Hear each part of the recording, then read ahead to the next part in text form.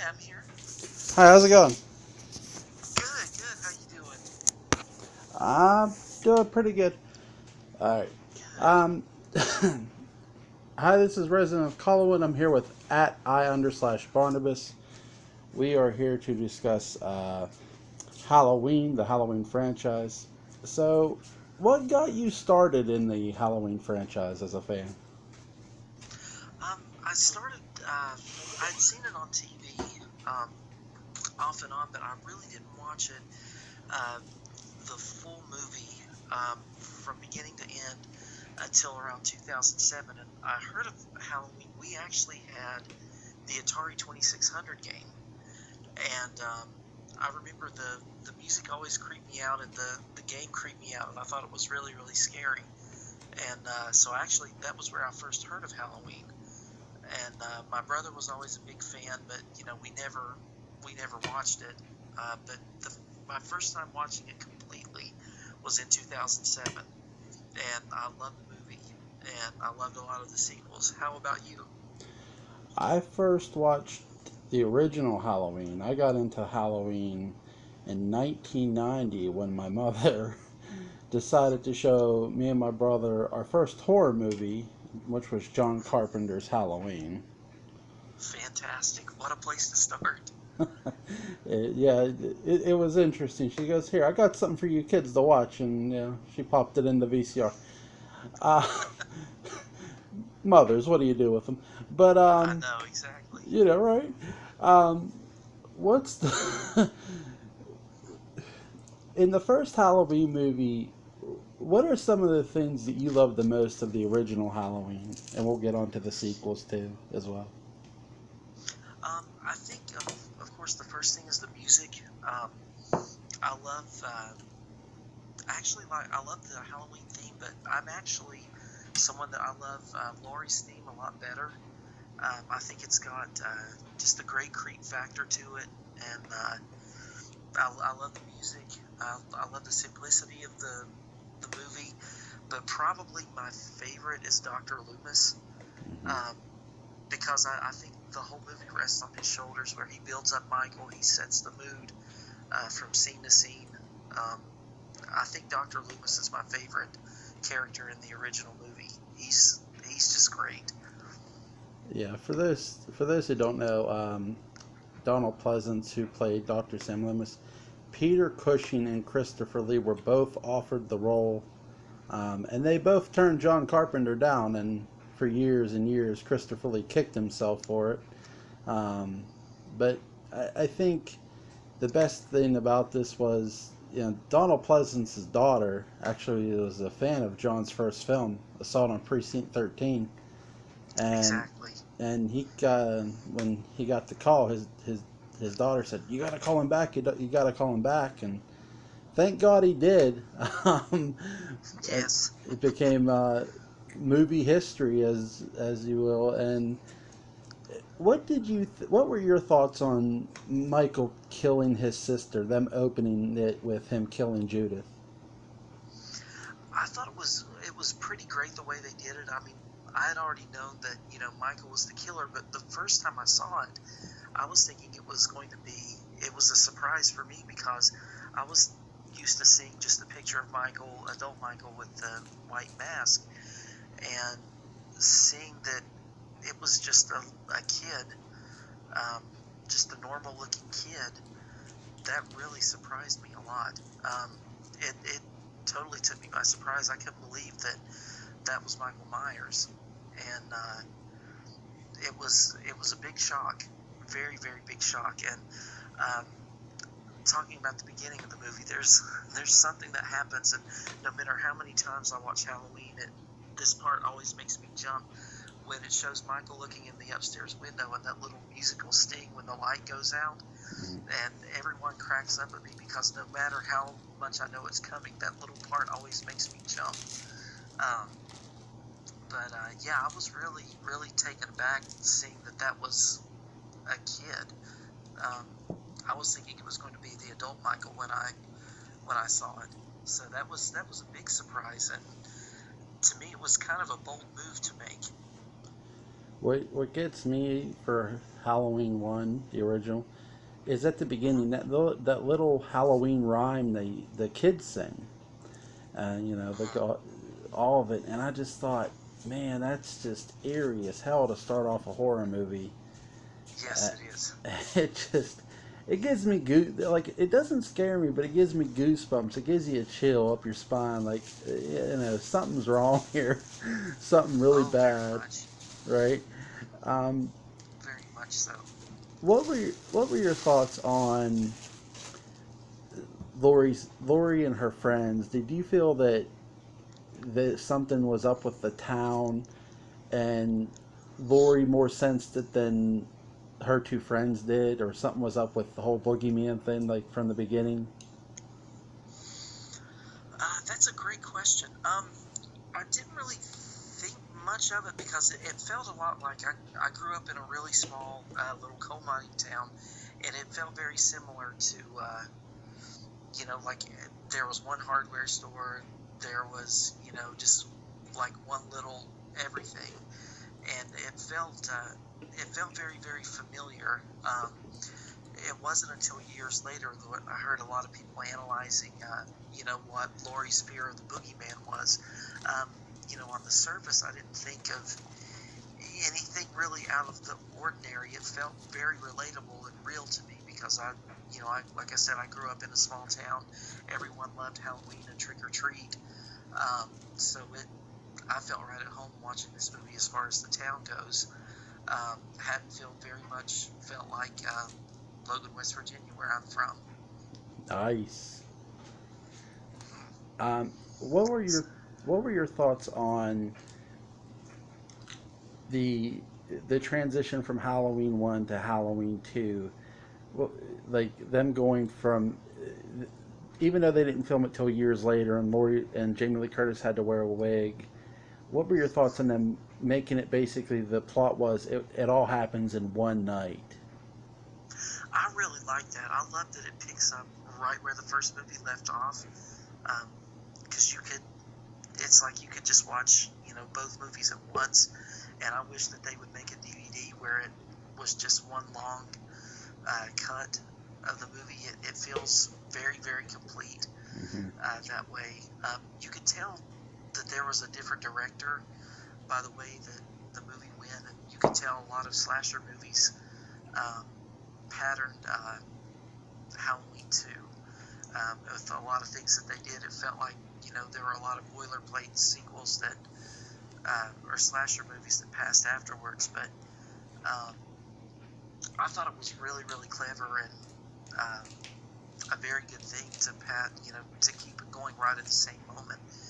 Um, but I felt like, to me, Halloween 2 was a little bit scarier, um, definitely darker in tone, and knowing that, where Michael was wounded, what they say to, you don't want to mess with a wounded animal, and I thought that Michael was um, he was a lot more dangerous and scary in part 2 than um, the first one, but I really loved the way the poster looked at Halloween 2. I mean, that was very telling of that this was going to be, up the stakes and be a lot scarier. I thought the pumpkin looked a lot scarier in the poster for the second movie than the first. How about you? I enjoyed the every part of Halloween 2 that you did. I enjoyed most the new sound, the new opening theme.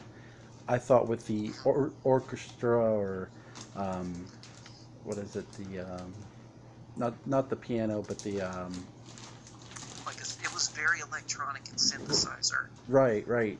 They they did a great job. I mean, look, John Carpenter is going to go down not only as a great director, but as a great, just as a producer of music and horror. And Halloween, well, it wasn't really him that did Halloween 2, it was someone else. But I just think, going off the first soundtrack, just like the first movie, it's going to be hard to, I've always said the hardest thing to do is top an original. I Exactly. I feel, as I liked Halloween 2018, But I thought too, Halloween 2 came the closest from just a purity standpoint of music, of just the chemistry of the actors.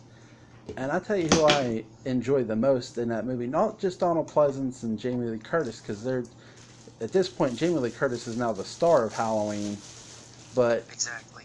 Deputy Hunt, the character of Hunt, I really clicked with him because Brackett's sort of in and out of there, not even halfway through the movie, and you're introduced to Deputy Hunt, and I really clicked with him more. Okay, that now this guy has to listen to Loomis too, but he's more Right. willing to listen than Brackett was. What were your thoughts on him, on Hunt? I liked Hunt. To me, he seemed a little bit more, definitely more open, and I can understand Sheriff Brackett. I really, really felt badly for him, um, and I can understand why he really, really um, didn't want anything to do with Donald Pleasance after he found Annie's body, and yeah, I felt like he was, definitely not going to be much of a help in the hunt. But I really, really liked the deputy. I thought he was very cooperative. He was really, really good, and I think he and Pleasance played very well off of each other. And I really, really liked their dynamic and the dialogue that they had between each other. I thought it was good, and I love that. And I know this is a lot further in the movie, but when the other, I think the state cop comes to pick them up, and Donald's interaction with him, where he tells him that his orders have changed, and Donald just really, really takes control and fires the warning shot. That's one of my favorite scenes in that movie. It's great. Yeah, I'm with you. I think that's one of the best. Halloween 2, as much of it is it's a horror, but it has elements of action, and Hmm. I just feel I'm with you. Halloween 2, that scene in that car, the whole thing, the whole ride along from the time they pick Loomis up from the school, it gives you chills because once they drop the bomb that Laurie Strode is Michael Myers' other sister, you see Pleasance's face change right before his words do. And I always thought Donald Pleasance did such a great job with face changing his face at like will. He does. And speaking of that, have you seen the Anchor Bay DVD of the first Halloween that has the extended TV cut? I think there's about 12 extra minutes, and it really adds a lot more to two, where they have the therapy sessions with Loomis and Michael Myers as a kid, and it um, sets up Michael being Laurie's sister without giving it all away. Have you seen that DVD? I haven't seen the DVD, but I saw it on television when I was a kid. Uh The huh. the USA Network first aired this when I saw it. Now I'm sure somebody else aired it before that, but Hmm. USA Network had aired it right when I was about, I'd say, 10, and Hmm. I saw the televised version. At first I wondered what the hell was it because I'm thinking I had seen the original on a videotape, and I've been thinking, oh, this is a whole different like version of events, but like I didn't know the word extend. My mom said it's called extended version. My mom knew what the word was, Right. Uh huh. and so she educated me on that real fast. And I'm with you. I was impressed with the doctors. The opening, he tells them he's covering up. He's the it's a conscious act, and I feel that gave Pleasance. I know John did not really like Carpenter did not really love going back and doing those extended scenes for because they said Halloween was too short for television at the time. Yeah. And but I love it. I really enjoy it because it gives Pleasance even more of a character to work with. Right. And I love how it. I've heard other people compare him, like it sets him up as the Van Helsing of the story. Um, and Michael as Dracula. I really thought that this movie really showcased him to be a great Van Helsing type character, and everything that Donald Pleasance says in Halloween 2 is very, very quotable. One of my favorites was at the very beginning when the guy said that, I feel like I've been trick-or-treated to death tonight. And he's like, you don't know what death is. And just every line that Donald says and the way he delivers it is perfect. But one thing I really loved about Halloween 2, it had my favorite Michael Myers in it. I loved the way that Dick Warlock played Michael. Now, he was slowed down a lot, of course, because, he was wounded, but I loved that smooth glide that he had every time that he was on the screen, and the way that he just took his time, getting from point A to point B, and the showdown at the very end when they were in the room, and the way that Michael just walks in slowly and looks at Laurie and does his famous, turning his head sideways. It just shows that he's just the man with a method. He's great. I loved watching Dick Warlock as Michael Myers. I think Warlock did a great job. Him and Nick Castle, I feel, are 1 and 1A. They were both really great at being the Shape. They were both great at walking, and I think that's the best thing. I'm glad Nick Castle got to come back and do a cameo in the new Halloween. And same here. Like him standing in that room looking in the mirror when she shot in the window. I thought that was I'm glad he got to come back. And same here. But I'm with you. Dick Warlock doesn't get enough credit for playing Michael Myers. I think he's one of the best out there in it. And let's not forget, because we're going to touch on this right now, Season of the Witch, Halloween 3, Dick Warlock played one of the best employees ever, the henchman. Yes, the henchman. What were your thoughts on Season of the Witch? To me, that movie was very much a Tim Burton movie before Tim Burton became who he was. I think that it's a great Halloween movie. It definitely feels a lot like, it's very, very focused on trick-or-treating. Totally, I guess it's all over the place. There's a lot of, comedy in it.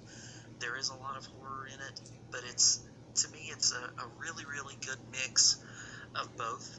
I love that they did something different, and you and I are fascinated with Dark Shadows, and there is a connection with that one where the very first sheriff in Collinsport in the beginning episodes, the constable is the guy that runs the hotel where Tom Atkins and Stacey Nelkin stay, and I like to connect those two, that when Constable Carter retired and Sheriff Patterson came in, that that's where he moved. He moved to Santa Mira, and now he's running this little motel, right next to the Connell Cochran's factory. But wow, what a villain Connell Cochran was!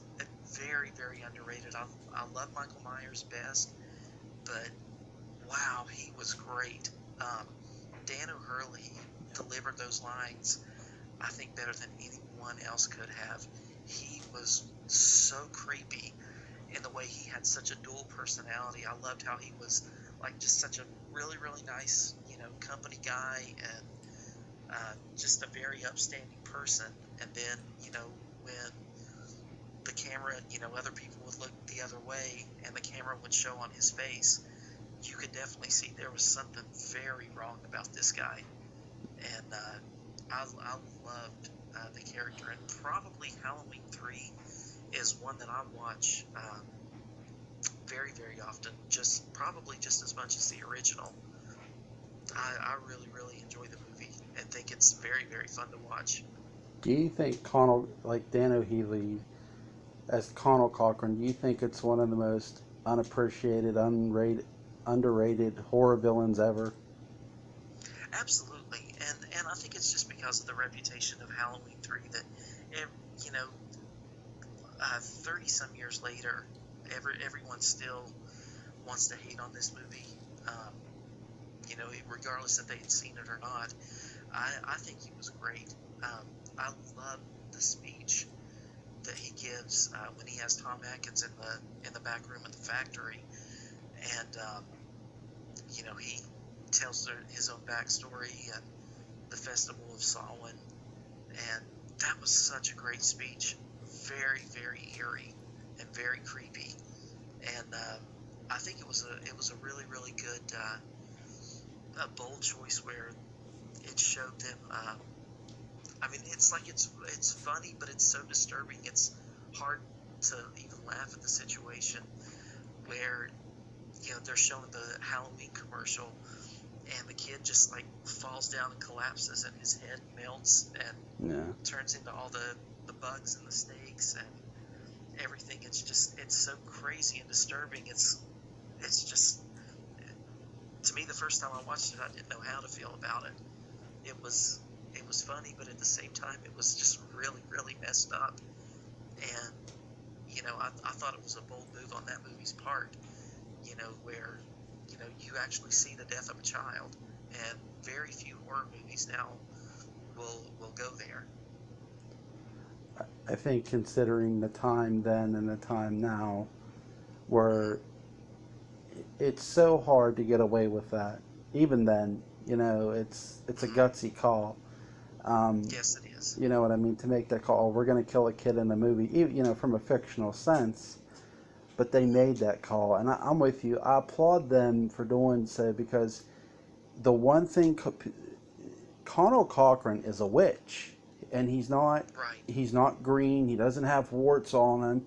He's just like you, Right. and he's just like you and me. He's a normal guy, and Exactly. and he's a businessman, and I think that's what makes it so realistically evil, where he really is underappreciated as a horror villain. He's definitely one of the better horror villains in the Halloween. Like, I dare say he's right there with. He's not above Michael, but him and Michael are tied for the best villains to me in Halloween. And Oh yeah. simply because where Michael was his own villain, and it's so hard to be original in a franchise, that's exactly what Dan O'Healy as Connell Cochran was. He was original. Yes, he was, and I loved. You mentioned the henchman.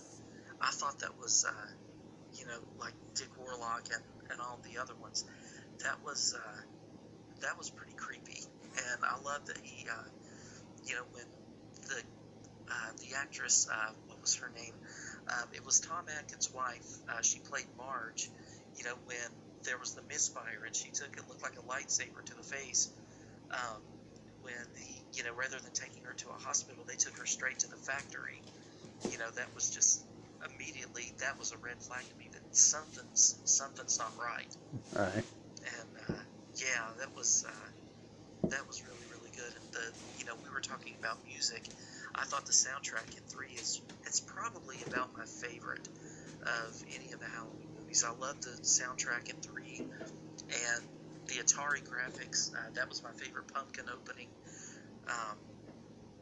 But yeah, like right from the beginning, I loved Halloween 3.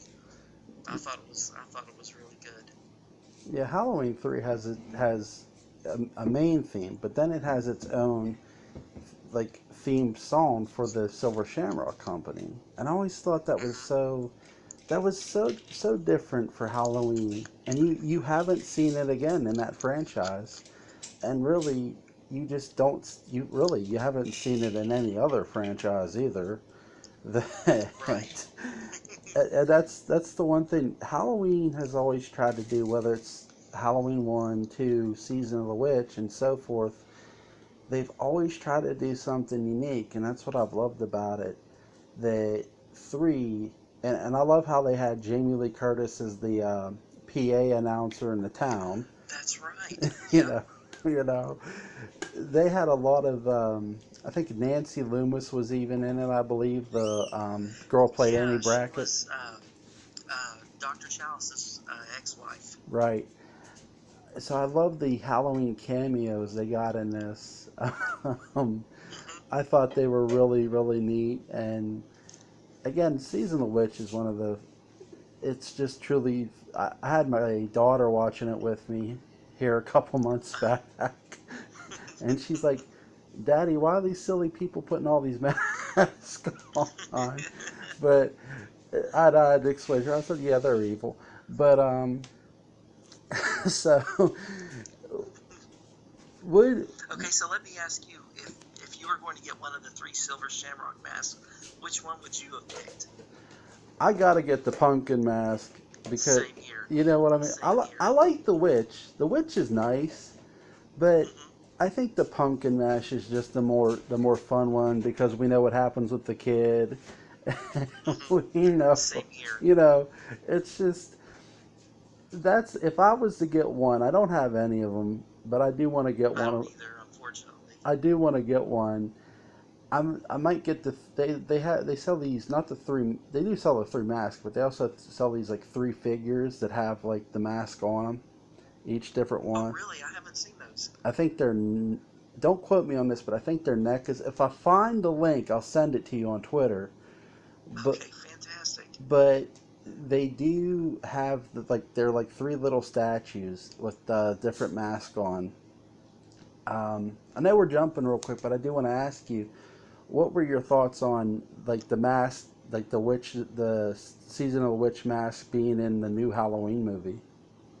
I was so glad that they did that. I really, really was, because I just thought that that was too good of a movie to pass up. And Right. when I saw that in the trailer, that was probably the thing that I was most excited about, other than the scene with the bathroom kill, which was probably the best kill in the 2018 movie. But when I saw the kids wearing the silver shamrock mask, I was like, I had a big smile on my face. It was so good to see some love shown to Halloween 3, It because was. it just really, really deserved it. And it was great to see that they cared enough, and that they appreciated, um, every entry into the Halloween. Um, and that it was good to see a wink and a nod to that to part 3. So I was very, very pleased. What were your thoughts on um, them introducing, going from Halloween 3 to Halloween 4?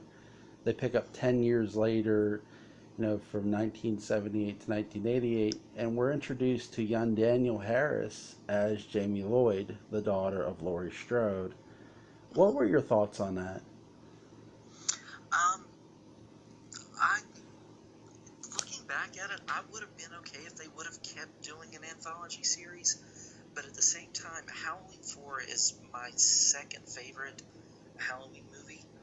I really, really loved Danielle Harris as Jamie. I would argue that she probably gives the best acting performance throughout the franchise. Mm-hmm. Um, I thought she was fantastic, and Halloween 4 is probably the one that I've watched the most. I loved part 4. I loved the way that it had a different opening.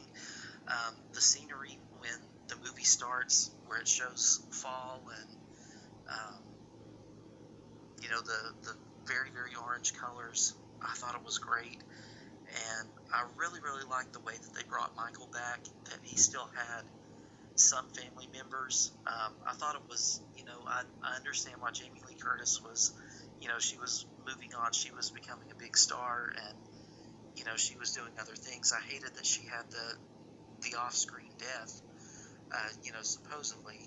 But I really liked that they had a niece, a little girl, because that really upped the stakes. Because Michael in the original and in part 2 was going after older teenagers and adults, and this little girl Jamie she was probably what, 7 or 8, I think, in this movie. That the fact that he was going after a child really you know elevated the tension a whole lot. And I loved uh, I loved Daniel Harris in the movie. I really liked the way that they did it. And they had the orderly, when at the beginning of the movie, that was kind of catching you up to everything. and telling you the backstory of Michael and kind of catching you up to where you were at that point. I thought that was very well done. Yeah, I thought Dwight Little did a great job directing this movie from just beginning to end. And I'm with you. If you ever notice that I like what you said about Laurie supposedly being dead.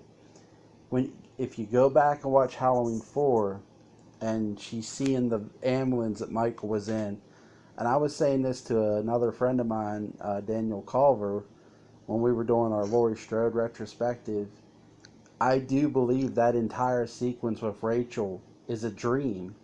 So when someone dreams something, I've always felt you're left up to interpret what was true.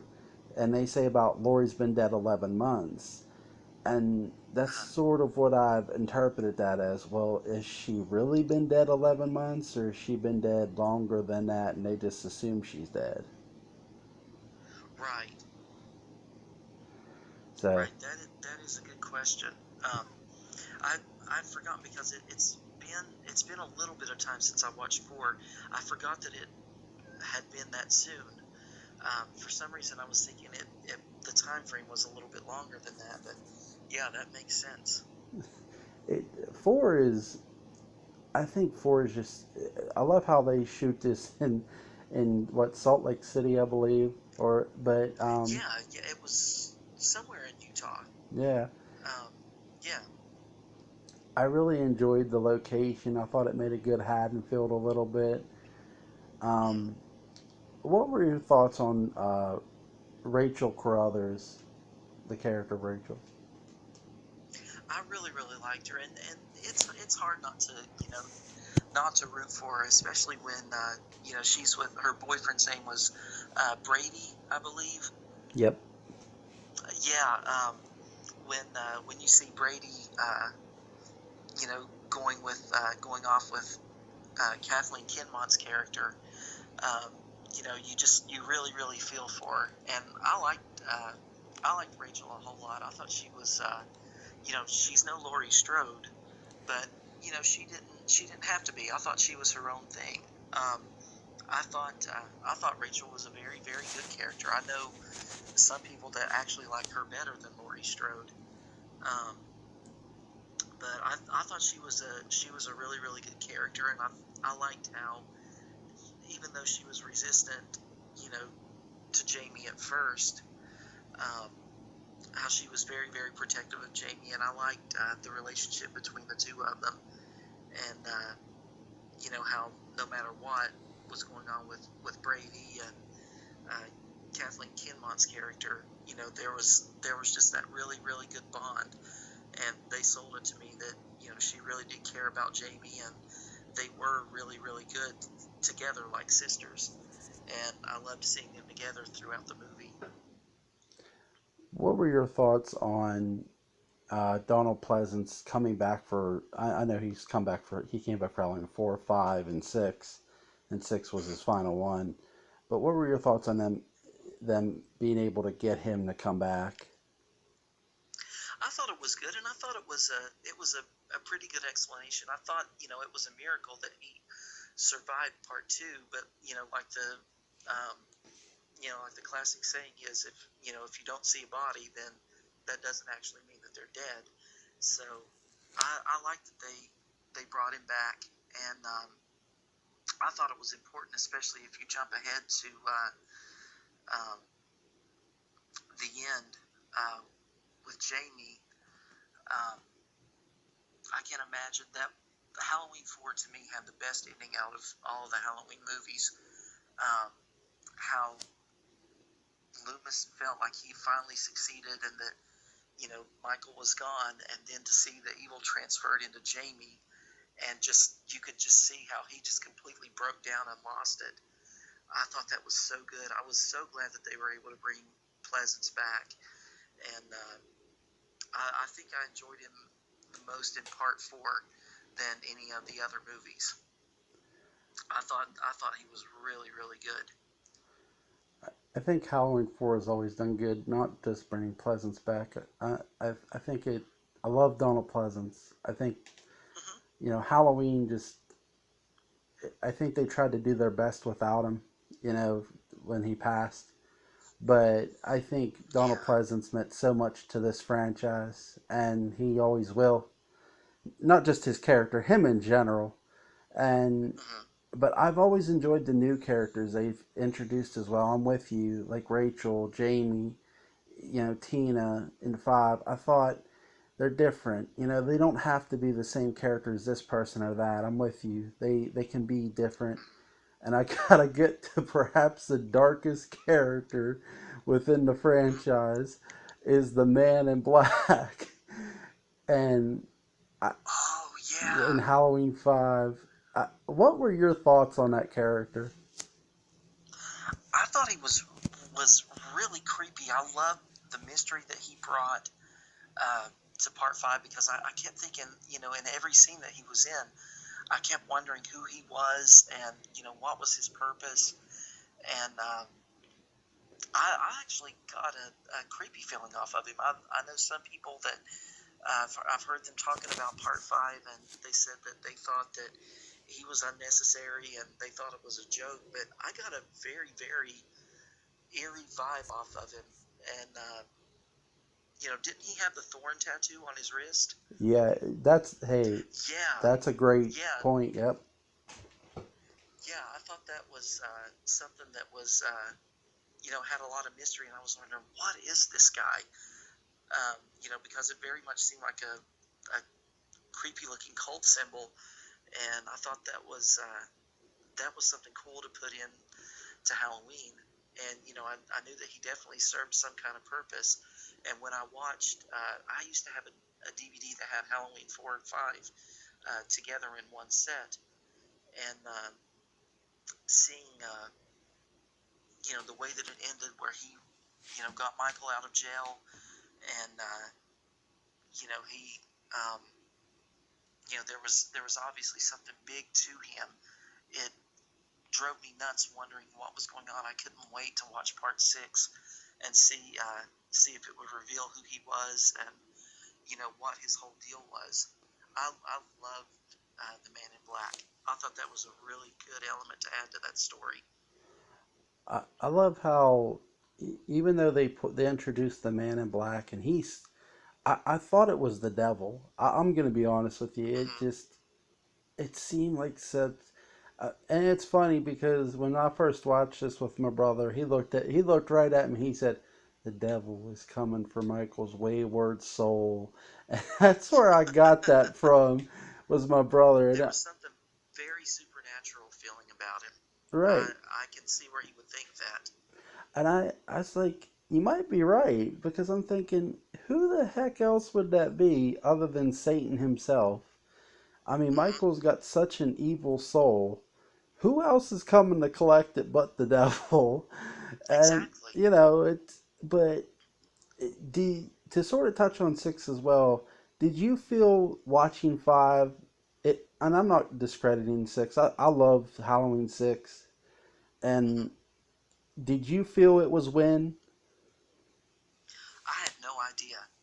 I had absolutely no idea who it was. I'm like you. I love that they kept him in shadow and that they didn't reveal anything about him. And when I found that it was Win, um, I had to refresh my memory because he was such a minor character in the original one. But I loved how, and I will give six this, how they brought back so many of the characters and made such a connection Mm-hmm. uh, with part six and related it all back to the original. Um, as much stuff went on behind the scenes in part six, I really, really thought that was a really cool twist that it was Dr. Wynn the whole time. And, I thought he was played very well by Mitchell Ryan, and of course, another great Dark Shadows character and character actor. Um, I really liked that it was Dr. Wynn, that it made such a good connection to everything going on in the original. But it kind of made me wonder, like, so what is down, like, what's going on down in the bottom of Smith's Grove that Loomis never saw? Did they have like secret rooms and stuff where they were doing all these rituals and things. It was just kind of a cool thing to kind of wrap your head around and look back and think, oh, so this is what was going on at Smith's Grove. Do you feel Halloween 6 brought a lot of the psychology forward to the franchise with them doing that in a sense? Oh, I'm sorry, I couldn't hear you. Oh, my bad. Um, do you feel Halloween 6 brought a lot of the psychology forward by revealing that in the franchise? Um, I think so. It was definitely a much darker tone in the movie, and I thought that Michael was absolutely his most evil in Part 6. Um, and it's um, I had conflicting feels about Michael in Part 6. I guess I always enjoyed the thought of him being his own, him doing his own thing, and what he did on his own rather than being controlled by, the Cult of Thorn. Mm. Um, in some ways, I like it. In some ways, I don't. Six is Six has always been a bit of a tug of war with me, but I thought for the story that they told, I thought they did a good job. Um, it going from him being controlled by the cult. I thought they explained it pretty well in the producer's cut. Um, I thought that it was a little bit more easier to understand. It felt more of a complete story to me than the theatrical did. But what did you think about it? I think the producer's cut gives you more of the Michael feel because he stalks them. He Mm-hmm. stalks the victims. But And there's a lot more Loomis in the producer's cut right, than the yep. theatrical, which I liked. I, here's the thing. I've always enjoyed both versions. I don't favor one over the other. I do feel if you twist it more, I might say the producer's cut is probably the better cut. Mm-hmm. Um, but I'll say this for Halloween 6 overall that I would still say today Michael, it really, in my opinion, honestly, isn't controlled. If you go watch that sequence in the theatrical where he's just butchering them doctors, True. my thing of it is if they had control over him, he wouldn't be doing that to them. That's true. So That's true. I get why people say that. I don't blame people for saying that though, honestly, because I sort of felt the same way at the time I saw it. I saw it in theaters, fresh with my mom, and it was just Mm-hmm. like that's actually the first Halloween I saw in theaters was Halloween 6, The Curse, and Really? really, yeah, and I never forget it. And I just looked at my mom. I said, "Mom, this is scary as hell."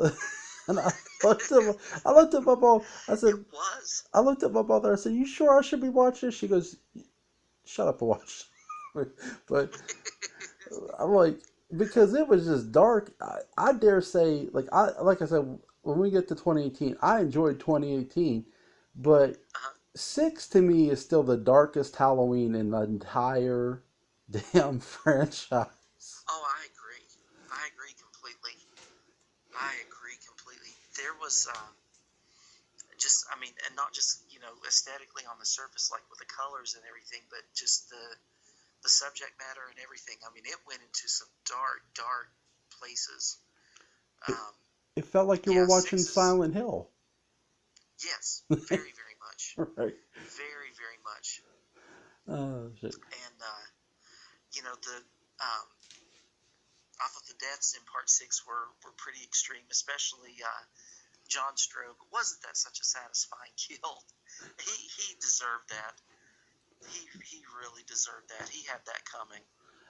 It was, I don't know which one is better, like which killed is more deserved, like the boyfriend of Tina in 5 or John Hmm. in 6, but they're pretty even. they're pretty close. Yeah. wasn't that a crazy kill in part 5? Because I mean, it threw me the first time seeing Michael with a gun. I'm thinking Michael's not going to shoot this guy, and then he just like stabs him through the wall with the gun. It was like, or no, that was 4. the girlfriend. Yeah, and I was thinking that is crazy. So that's what Michael would do with a gun. That's Michael Myers, definitely. He didn't. I'll give you this. He didn't look like. I I like how they shot it. It didn't make him look cheesy with the gun. Like Right. like you know what I mean. It didn't make it. It just made him look a little awkward. But as soon as he turned that barrel and just rammed it into her, I'm like, holy shit. That was crazy. That was a really good kill. Yep. That was such a good kill. I like when he takes the gardening tool across the guy's car, across Michael's car, and the guy's Uh-huh. like checking himself out, and he's just like, "Okay, asshole." I'm thinking, dude, you're dead. Get back in the car. Just go, Yeah. go. And that was I've rewound that and watched that part over so many times where he goes trick or tria. That was so good. I I, loved that. best thing to do if you have like a DVD or a PS4, I take my PS4 and I slow motion the part where he's just choking him and just watch it in slow motion. Oh, it's like, are you watching that shit in slow motion? I was like, yes, I am. That's right. Yeah, But I loved the part in 5 when Tina gets in the car with her who she thinks is her boyfriend Mikey. I thought that was a good throwback to the original when Michael Myers walked in with the sheet and the Bob's glasses right. and Linda thought that was him. I thought that was a pretty good throwback to the original. I thought that was cool. I really liked that part. I don't know if you heard this, but they actually got, I think Trick or Treat Studios has the Brute mask where you can get the one he was wearing in the car. No way. I believe they do. I'm gonna double check a bunch of this stuff, and if they do, I'm gonna send it to you on Twitter. But Oh, please do. I'm pretty sure they do. I believe I did read that they do have the Brute mask, that they're making it at least, or they do have it, one or the other. And I just started smiling when I seen that, and I'm just like, yeah, that's. What did you think of the first person point of view from Michael driving the car? Um, I thought that was pretty cool. I liked it because you know I love the first person point of view in the original, and then Right. you know on uh, Jamie's kill at the end of part 4. So I've always liked seeing things from the view of from a first person perspective. So I liked it. What did you think? Every time I watch that scene, and I know it was made in 1989, but Hmm. I, I think of the Metallica song "Fuel" Hmm.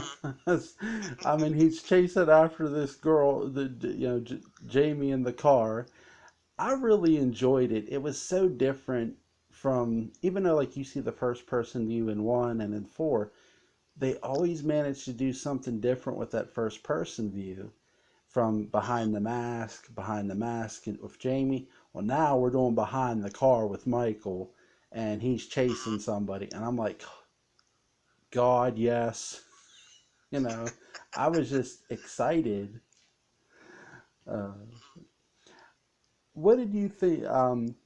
Halloween H2O, 20 years later, what were your thoughts on Josh Hartnett and Jamie Lee Curtis's chemistry in this movie?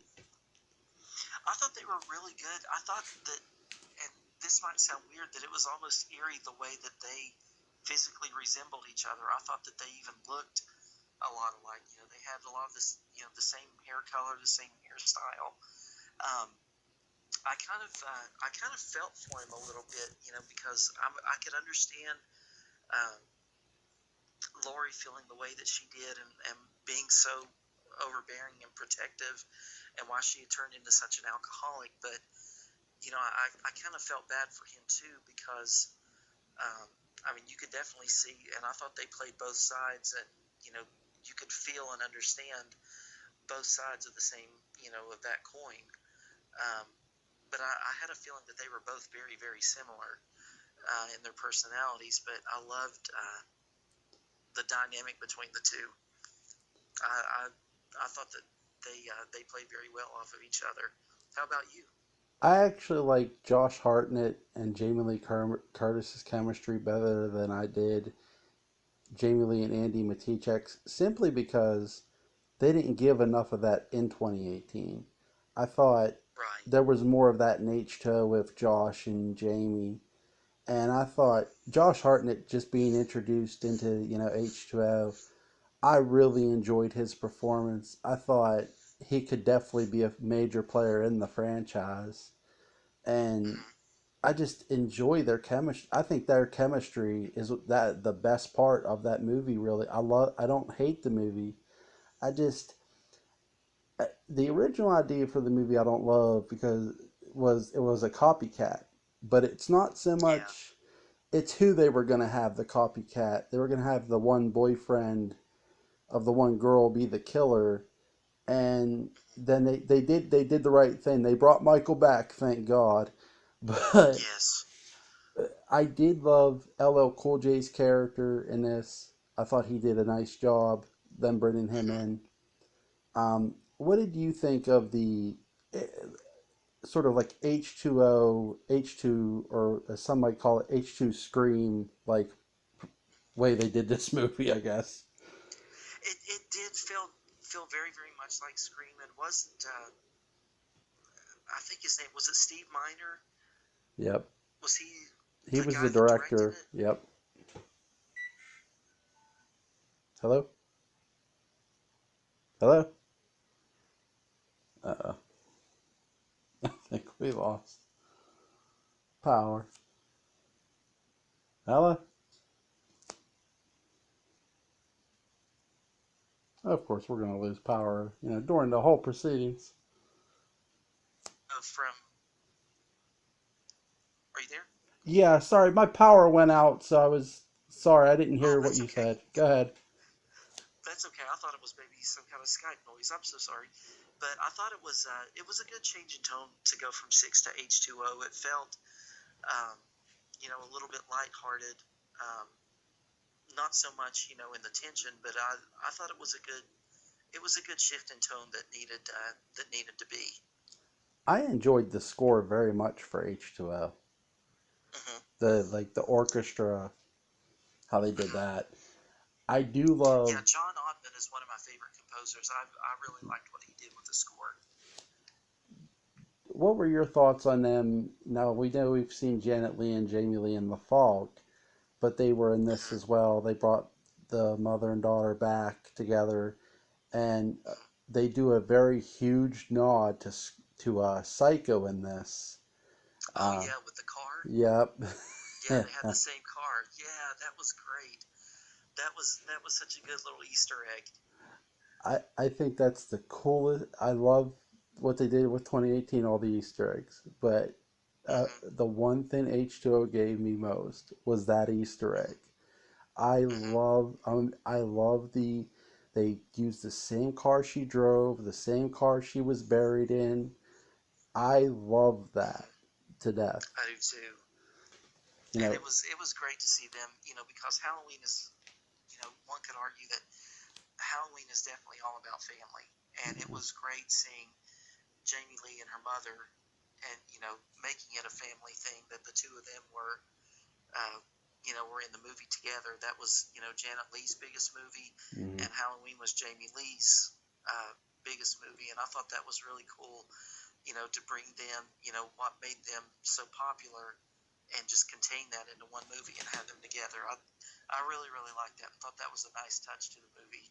Even though it was a very small part, it was very, very big, and I really appreciated that. I wish they would have made the town look a little more Halloween decorative wise. Hmm. I just they not only filmed this one in California, but they set the actual location of California in the film.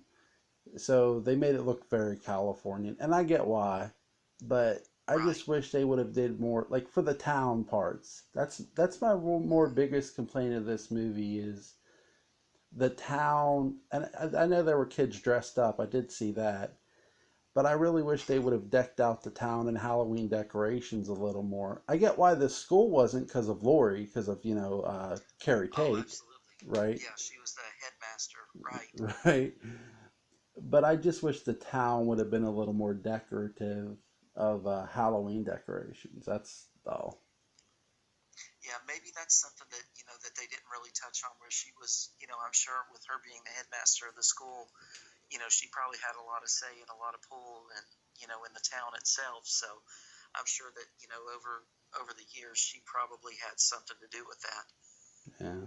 So, but yeah, no matter what, I mean, they even if they didn't decorate the town very much, I mean, there was no way that she could ever forget. I mean, as it showed on on Halloween night, she would get completely wasted. I So, I love the hallucinations by her mhm. of Oh yeah, Michael. Those were good. I really the one I wish they would the one I think they should have did where she initially woke up screaming. It hmm should have had like her have she sees John standing over her with her like pills, and she's like John, then he passes out like, and then there's Michael in in like the hallucination. I think oh that would yeah, have been cool to do. Like that would have been fantastic. like terrify the shit out of her. But what were your thoughts on Halloween Resurrection? um,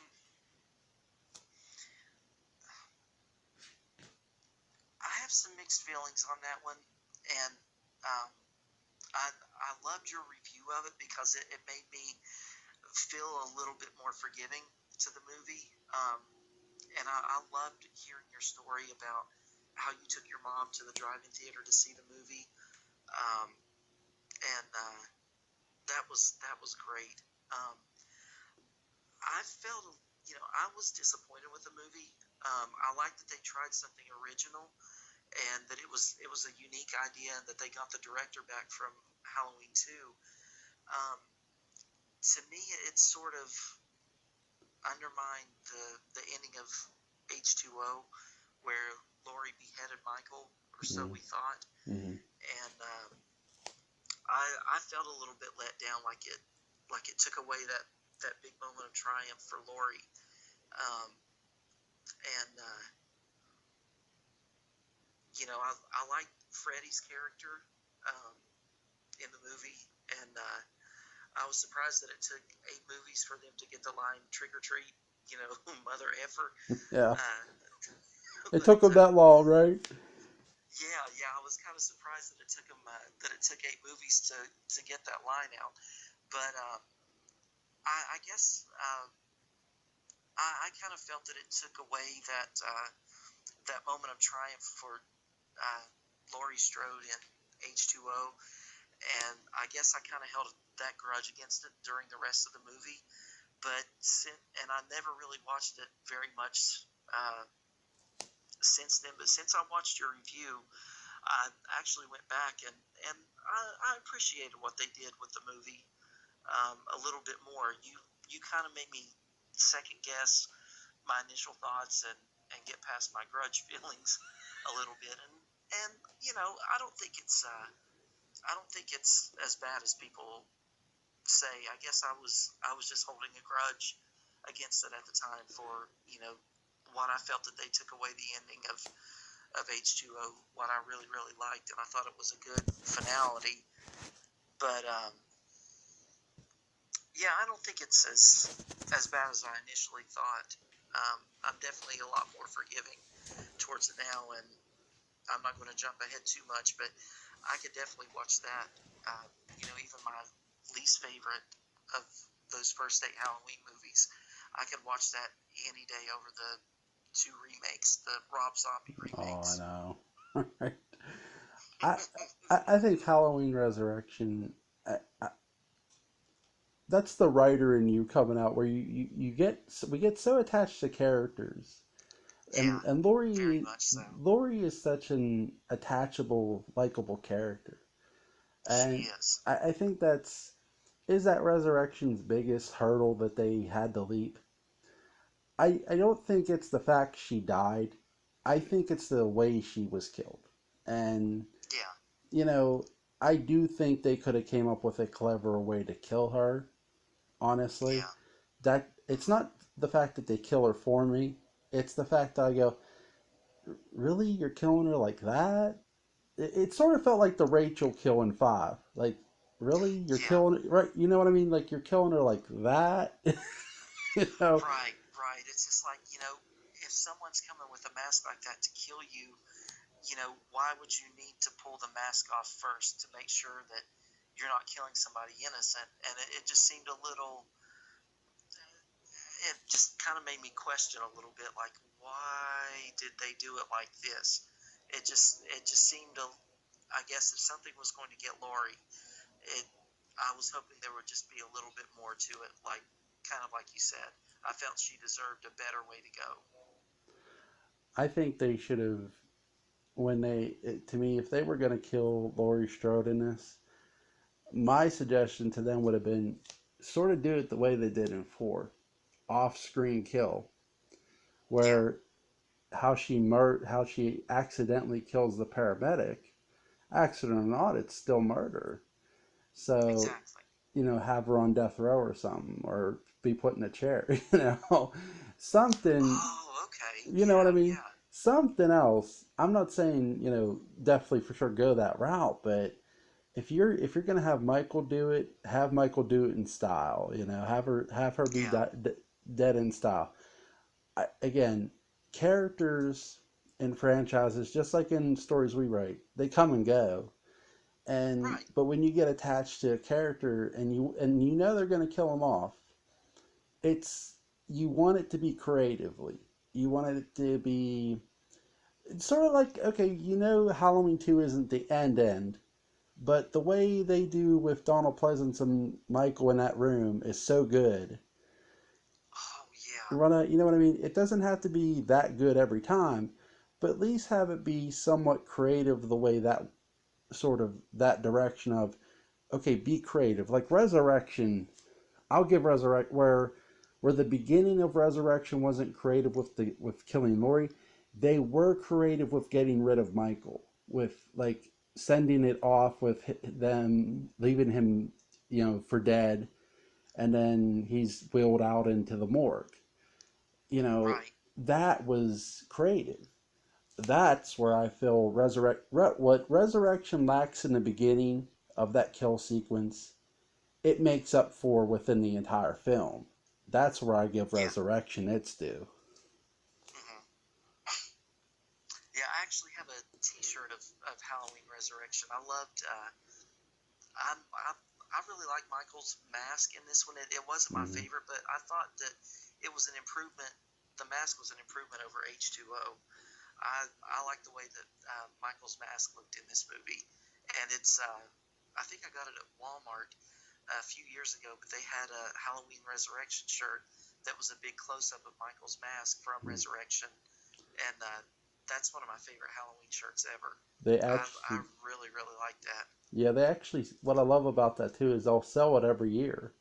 So, Hmm. Yeah, yeah, true. yeah, I see that shirt all the time, and I just point to it. I'm like, yeah, and people just look at me. I'm like, it's Halloween Resurrection, man. But That's right. um, my favorite scene is I have so many in this movie, but one of my favorite sequences of all is Rudy in that knife fight with Michael. I thought that was amazing. Yeah, that was good. Hmm. That was good, and um, I was surprised. I thought that they were going to do like they did with Scream, where they off Drew Barrymore so quickly. I thought Tyra Banks was going to get this, and I was surprised that that we didn't see her get offed, like they did in Scream. So I was surprised that that she made it through. Right? Like I'm with Hmm. you. Like I thought when I seen Tyra Banks, I'm like, because you think about Resurrection, and this is why I point out to you, Busta Rhymes, Tyra Banks, those are two big celebrity names. And Uh-huh. I'm thinking one's going to go really early. Like you would think, right? Like one of them's Right. going to go early. And I knew it wasn't going to be Busta. I'm like, Hmm. so they're going to get rid of Tyra early some way, somehow. And you remember how, like, the cameraman met his demise? Like, Oh yeah, with the tripod. Oh yeah, yeah, I thought she was going to get killed right after him. I did too. I thought he was coming for her next. I was really really surprised that didn't happen. What were what were your thoughts on the whole martial arts sequence?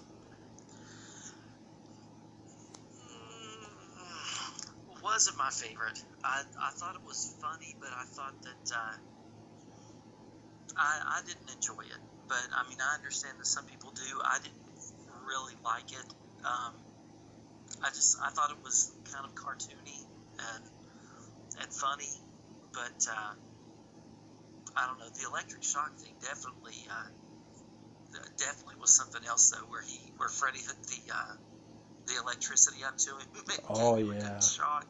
That was pretty brutal. I really What about you? I really think the electric shock was creative. It was just well executed. You know what I mean? They did that Mm-hmm. very well. With the martial arts sequence, here's where I think some miss.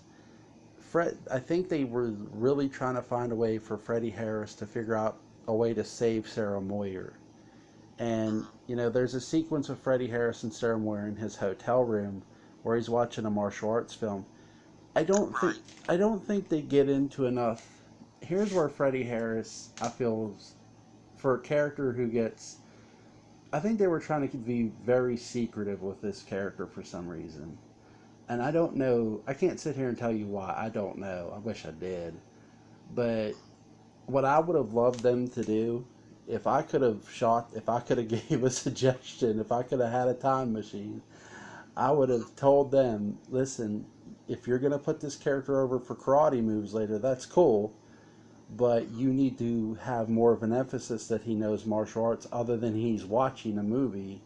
I get it. He's watching a movie, therefore he knows martial arts. Okay, Right. ha- have him have a bunch of these boxes in his hotel room, Mm-hmm. and he's explaining to Sarah Moore, you know why I want I don't want you to leave. I don't want you to feel like a failure. There's Right. there's a moment in my life I failed, and he pulls out all this box, and it's full of first place trophies, martial arts trophies. Only Right. one of them would say second place, and Mm-hmm. that second place trophy ate at Freddie Harris because Yeah. no athlete likes to what lose, and Exactly. he tells her that loss ate at me. If I think if Mm-hmm. that's in there, I think he connects with the audience a lot more than Right. just.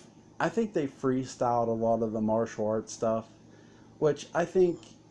I think at times where I don't get mad at Buster, I get mad at the writer. Oh yeah. You left a character out to dry, you know, Mm-hmm. and you write, and you know what I mean. It's like you don't want to leave a character hung out, you know what I mean, Mm-hmm. Right. where the person's doing more of the work than what you did. You want to do equal work, Mm-hmm. and so I don't hate on Buster Rhymes for freestyling. He did his job. Right. I get mad at the writers and I think the producers probably really edited this a lot of the character too. Yeah. That Oh yeah. I love Resurrection, but I feel where it gets the hate is people just point, oh, it's Buster Rhymes' fault. It's Buster not, but I go, It's well, not the act. They're just doing what they're told to do. right, like he's working, you know. Exactly. So, And I think. Oh, go ahead. I'm sorry. Go ahead and finish. oh, okay, I promise. Um, No, you're fine. Go ahead. Ross is if I could go back and just like listen, give this guy some dialogue and don't make him do all of the work. So Yeah. go ahead. I'm sorry. No, no, you're fine. I was thinking something that I would have liked to have seen. We got a little bit of a tease in that scene where Freddy was dressed up as Michael Myers, and then, he runs into the real Michael Myers. I would have liked to have seen Freddy put the mask back on and then face off against Michael.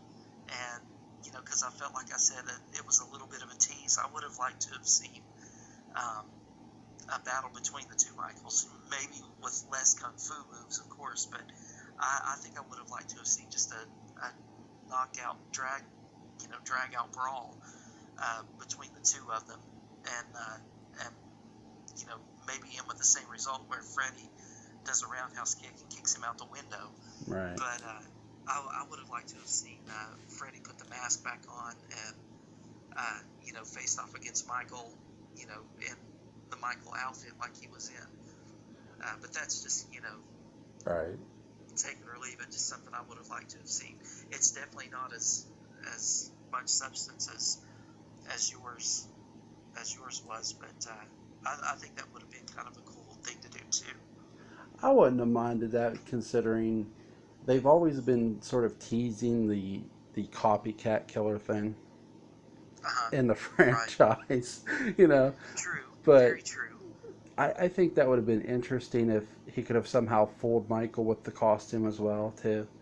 And again, I think it's what happens when, and again, like we've said, this isn't Buster's fault. This is just the writing and the production, where absolutely. where here's a character, here's the actor doing all the work, and he's being left to freestyle, and I go, I'm not gonna eat him alive for that, because absolutely not. you know what I mean. That's an actor's job, and listen, we're skipping right over Rob Zombie's. I'm okay with that. Well, I actually have, whenever I see Rob Zombie's Halloween, and I know people that love them, I kind of have a Tom Atkins reaction, like at the end of Halloween 3. I'm like, stop it, turn it off, turn it off. So that's my reaction to my review of Halloween 1 and 2, Rob Zombie. So there you go.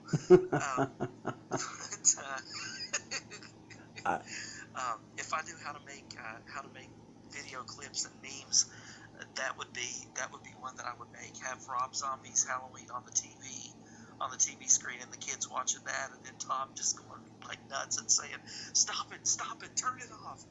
But that is the perfect meme too for that. Yeah, I think that's definitely my feelings on it. But there's people out there that love it, that they love how they make Michael, they give him a backstory and that he's a product of his environment, and that's not my take on it. But if that's what they like and that's what they enjoy, like you said in your last video, more power to them. And if that's what they enjoy, then that's great. But yeah, I thought I'm definitely a lot more forgiving towards Resurrection than I used to be. I don't think it's as bad as my initial thoughts were. I think my expectations were just a whole lot higher. The first time that I watched it, and once I watched it, I rarely went back to that one. And going back after listening to your review, it really helped me watch it with a new set of eyes. And I have to say that I did enjoy it somewhat. Definitely a lot more than I did on my first watch. What were your thoughts on Halloween 2018? That's probably the movie I've been most hyped about in a long time. My stepson is in film school, and he's halfway through right now, and he goes to University of North Carolina School of the Arts, which is where David Gordon Green graduated from. And he made a special visit to the school before the movie came out, about a week or two before the release date, and they had a special showing of the movie with the director right there, and he was doing a Q&A session there, and he got to asking questions and got to meet him. And I was just really, really eating this movie up. This Halloween 2018 was my first theatrical experience watching a Halloween movie. Um, the little town I grew up in, we didn't have a movie theater for a long time. If you wanted to go see a movie, you had to drive about an hour and a half to get to a movie theater. So I didn't get to see Halloween H2O, because that's when I would have been old enough to go, to get into a movie, to an R-rated movie, was when H2O came out. And I didn't get to see that. I didn't get to see Resurrection. I asked a few people about Rob Zombie's Halloween movie when it came out in 2007, and I just wasn't really interested enough, from what they told me, to drive that far to go see it. So I just waited for it to come out on DVD, and I rented it. And yeah, you've already heard my thoughts on that one. Yeah. But as far as 2018, I really, really loved the pumpkin scene where it was, deflated, and then it came back. You could see it come back, and it had the slit in the nose just like the original pumpkin did. I thought that was really, really cool. And actually, the director told my stepson and his, filmmaking group that what they did to make that scene was they actually filmed a pumpkin rotting over several weeks, and so they played it in reverse at high speed. So you're actually seeing, that was a real pumpkin, and just you're seeing a reverse shot of it, coming back into shape the way that it was. And I thought that was a really cool thing to do. But I thought there were a lot of great Easter eggs in this movie. I liked what they did with Jamie Lee's character. And I think one of the biggest things that a lot of people were talking about was where they threw away the connection of Laurie being Michael's sister. For this movie, I was okay with that. I thought it was good, what they did with it in the original Halloween 2. But I thought that it worked in this movie. How about you? I think it worked. I think I have only really two issues with this movie, and it's not, I wish they would have had a flashback with Hawkins. And I've even pitched, I've even pitched what the flashback would be on my channel several times. But I love the character. I love Hawkins as a character, but I just wish when they were telling that story, because they flash back for Karen, which was smart, right? But they don't flash back for Hawkins, and I thought that was, I wish they would have. I do too, because there definitely seemed a lot more to his character that I related to, and I like better than Karen. I just deal with, it's sort of like creating two characters who are important to your story. If you're okay, you do need to tell Karen's side of this, which is true, and they do that beautifully. I thought that was done. Right. I applauded that. I'm thinking, okay, here's Hawkins, who's now telling you a story about 40 years ago. I'm thinking, okay, show me that. And like I said, I pitched the idea of how they could have did it without killing Loomis, and every character would have looked good. But my other big issue, and my only other one, is not what they said about Sartain, but sort of like how they how they did, how they killed Laurie in Resurrection. It's not that they killed her; it's how they did it. Well, it's not what they said with Sartain; it's how they shot it, and I wish they would have did something different there with him. Yeah, I know a lot of people didn't like Sartain. I didn't mind him. I thought it was that it's kind of like that old theory, like that people say about psychologists, that they dig so deeply into trying to study and learn about evil that they that unaware it creeps into them, and they become that evil. I thought that was a really cool play on such an old, an old theory. And I thought it was kind of interesting what they did with him, how he wanted to put the mask on and kill someone, to see if that's what it was that drove Michael to do what he did.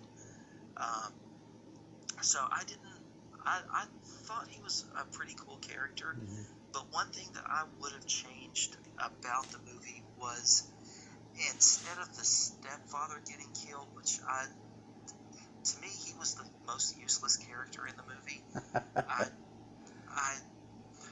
I don't know. I wish they would have done more for him. I love Toby Huss and everything, and other things that I've seen him. I'm also a big fan of King of the Hill, and he was Cotton Hill and so many other characters, and I've always liked Toby Huss and thought he was funny, but I felt he was, they couldn't really think enough for him to do in the movie. But I wish that they would have killed the daughter, Laurie Strode's daughter, Karen. And I felt that would have raised the stakes a little bit more and given Laurie a more personal thing, because she lost her friends, and she lost 40 years of her life because of this man. And I just thought that it would have added a lot more weight to Laurie's character and her sense of loss and everything, and would have fueled her a lot more to want to get Michael. If because in a way she did lose her daughter, over time, because there was, definitely an estrangement between them. But I was fine with the way it was. I did like how she had her house set up, all booby trapped and everything, and she had been preparing for years, right, for Michael's return, and how she was so paranoid. But I think I can think of two parts in that movie that really, really, really hit me hard in the feels, and it was Michael's first kill was a little kid, and to me that let me know that they were throwing all rules out the window, that Michael was going to do what he wanted to do, and that no one was going to be safe. And then when Laurie was watching Michael, load up on the bus, how she finally confronted seeing him after all that time. I mean, I really, really felt her pain. I thought Jamie Lee Curtis did phenomenally in that one scene alone. I really, really felt badly for her. How did you what? Sorry. How did you feel about the goodness, I forgot what I was going to ask them. How did you feel about them? Do you wish I'll get it out here, I promise. Do you wish that Michael would have actually stalked Allison?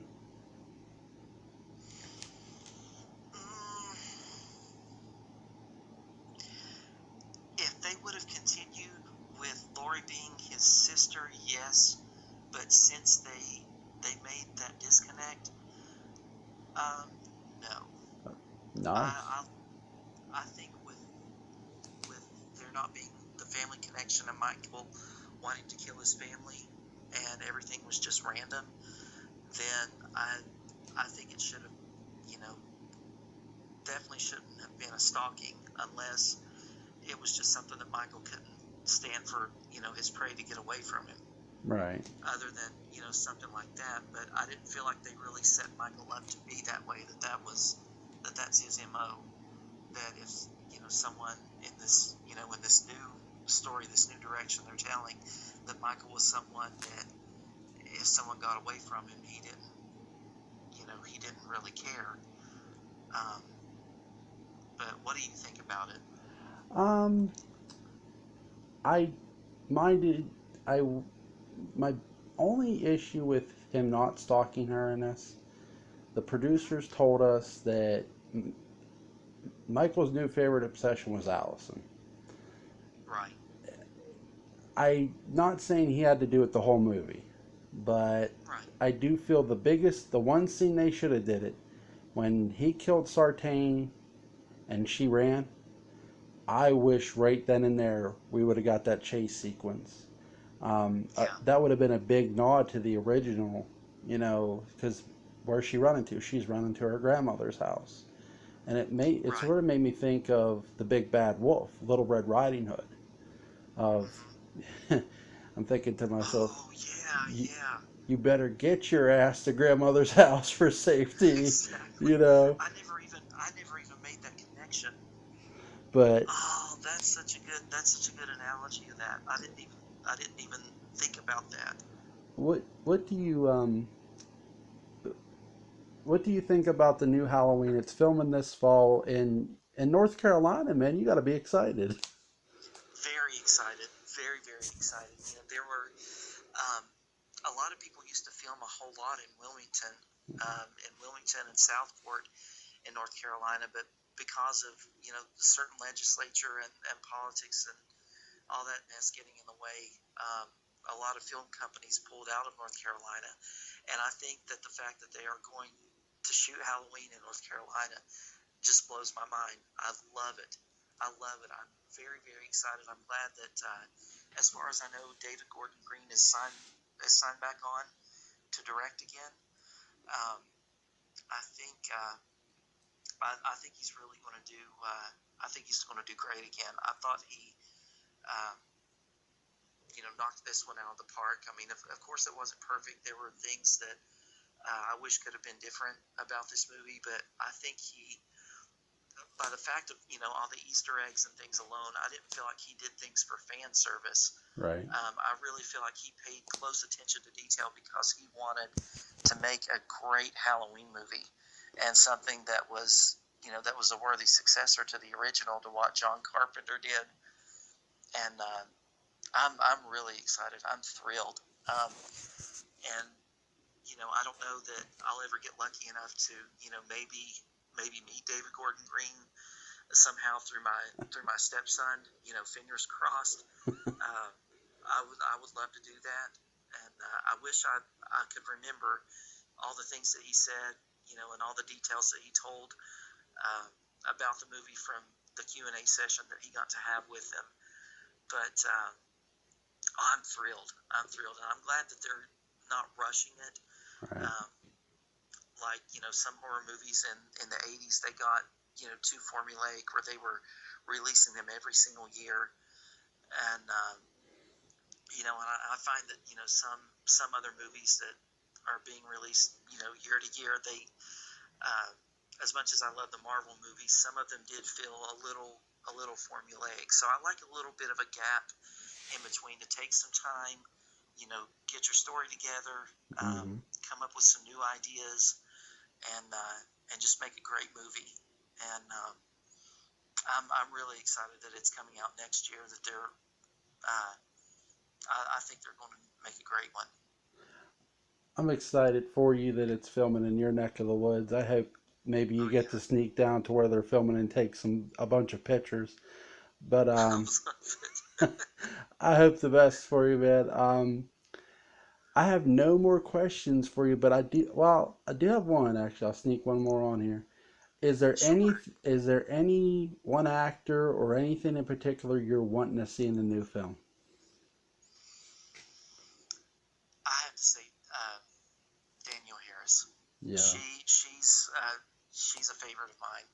I've loved her all throughout the Halloween series, and even though I didn't like the Rob Zombie Halloween movies, I thought she was good for what she did. Um, she was, maybe it's just because of the soft spot I have for her as Jamie Lloyd. Um, I would love to see Danielle Harris, and I really think that the people that are writing Halloween now could really find a good role for her. Um, I don't know where she would fit in, or what she would do, but I'm sure no matter what they would do, I would love her character. I would love to see Danielle Harris come back. I think everybody shares your sentiment. I've read that on Twitter too and on Facebook, and Hmm. I think it is time for her to make a return for sure Oh yeah, for the franchise. I mean, she carried five so well, And Yes, you did. as we touched on earlier in this video, um, Hmm. the one person I want to see most, and I know it's not going to happen because I'd be dreaming if it did, but the one person I want to see, if they ever want to cast like a grandson for Sam Loomis, I Uh-huh. would love to see Daniel Craig appear in this franchise, but it ain't gonna happen. I'm not gonna fool myself. So Hey, you never know. I mean, yeah, I know. he's been in a lot of things. Yeah, he has. Yep, I agree. Uh, I'm gonna leave a link in the description. Mag81's channel. He's at Mag81 at I under slash Barnabas. I want to thank you for coming on with me so much, man. Thank you so much. I really, really appreciate it. I love coming on here, and anytime you want me back, I'm always open. Thank you so much. I'm gonna get drop the next part of my story next week. So um, our kids are on summer vacation, thank God. But you know how that goes, man. You Yeah, know, I do. I've almost been married one whole year, so this is my first time, getting to take summer vacation with them. So, because when my wife and I got married last year, uh, congrats.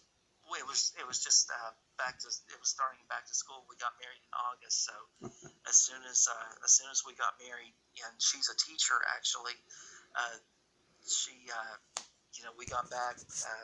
We were gone for the weekend, and then it was straight to getting the classroom ready and getting ready for back to school. So I'm really, really enjoying them being off for summer break.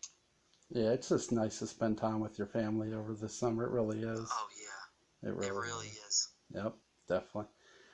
Again, thank you so much, man. It's always a pleasure bringing you on. Link's going to be in the description for Mag81's channel. Huge, huge Dark Shadows fan. Go check out his channel. Um, Thanks again, man, and take care and God bless. You too. Thank you so much. Yep. Good night. Good night.